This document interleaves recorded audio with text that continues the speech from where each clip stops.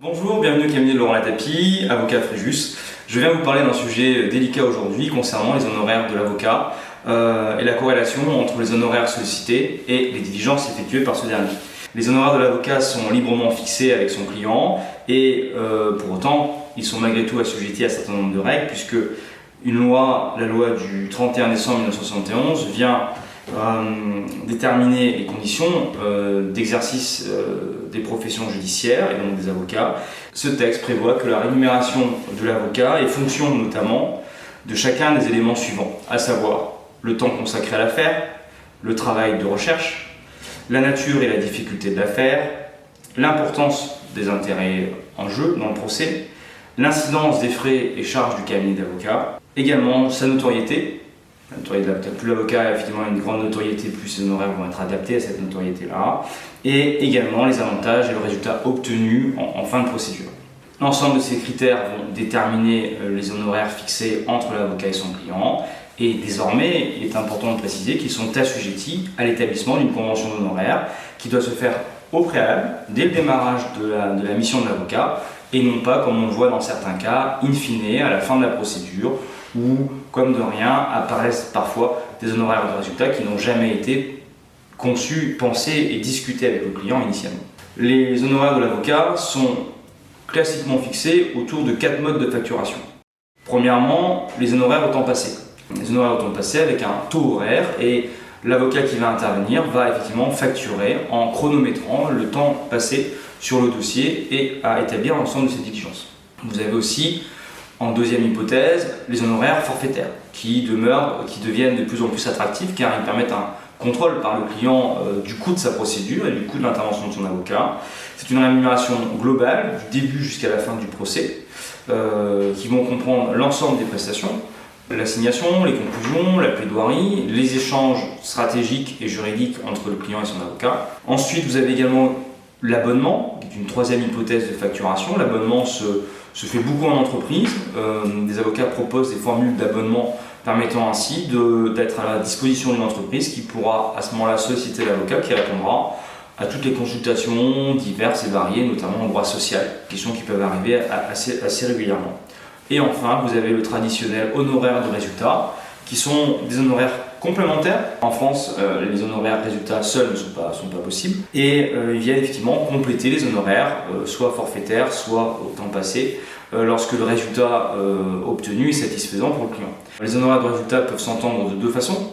Soit sur le gain obtenu, vous gagnez un procès, vous faites condamner la partie adverse à vous payer 1 million d'euros, votre avocat pourra alors à ce moment-là prendre 10 ou 15% de l'honoraire de résultat. Vous pouvez aussi faire une économie, c'est vous qui êtes poursuivi pour 1 million d'euros et votre avocat va vous permettre, grâce à sa stratégie, de faire disparaître sa créance ou de la rejeter ou de la rendre irrecevable. Et à ce moment-là, vous aurez économisé 1 million d'euros.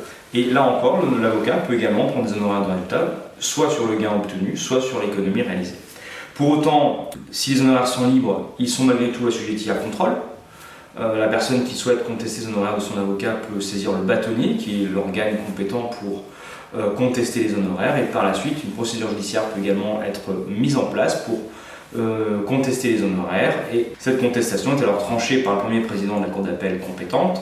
Et cela peut même amener un contrôle de la Cour de cassation par la suite. Car si les honoraires sont libres, il n'en demeure pas moins qu'il y a un contrôle qui peut se faire. Et ce contrôle va amener à une analyse, parfois même de la qualité, de l'efficacité ou de l'opportunité des prestations faites par l'avocat. Je pense notamment à une jurisprudence qui a été rendue récemment, qui vient justement aborder cette problématique de contrôle des factures émises par l'avocat, qui avait initialement convenu avec son client à des honoraires globaux sur l'intégralité de bon nombre de procédures à 240 000 euros, ce qui n'est quand même pas rien. Mais in fine, l'avocat ne va non pas réclamer les 240 000 euros, mais il va réclamer jusqu'à 349 000 euros d'honoraires.